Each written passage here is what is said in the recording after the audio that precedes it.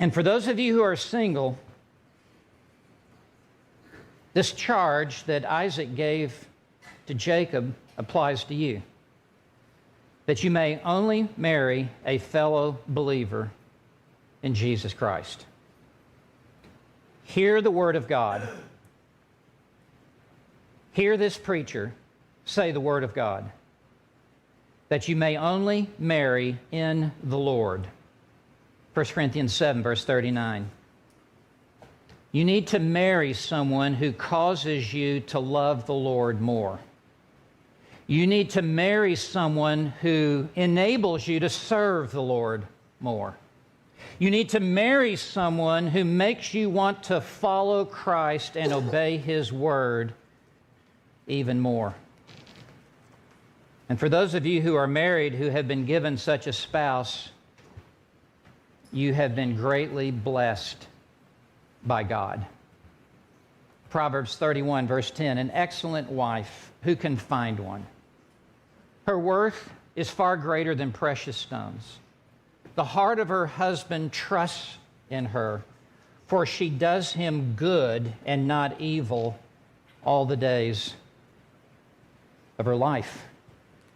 And at the end of that passage, her husband and her children will rise up and call her blessed. So, for those of you who are single, do not cut any corners.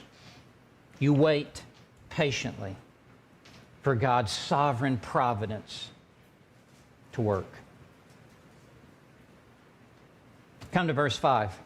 Number 4, I want you to see Jacob's compliance. Jacob's compliance. This is somewhat amazing in that he follows his parents' counsel. He's an adult, living at home. But he's still honoring his father and mother. Look at verse 5. Then Isaac sent Jacob away, and he, Jacob, went to Padan Aram to Laban. Please note how compliant Jacob is to his father and mother, even as an adult. They counseled him to leave for his own good, not to marry a pagan woman, but to marry a God-fearing woman, and Jacob did what they said. It was good for his soul.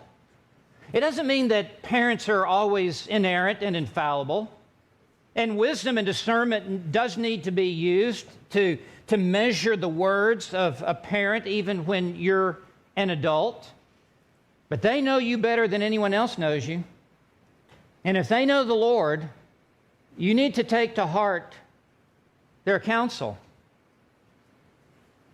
Exodus 20, verse 12, honor your father and mother. There's no time limitation set on that. That's not in effect only when you're a teenager living under your parents' roof. For the rest of your life, honor your father and your mother. And the word honor begins with the heart of respect. Put them on a high pedestal. Honor them. And then in Ephesians 6, Paul uses that very passage and changes it to obey.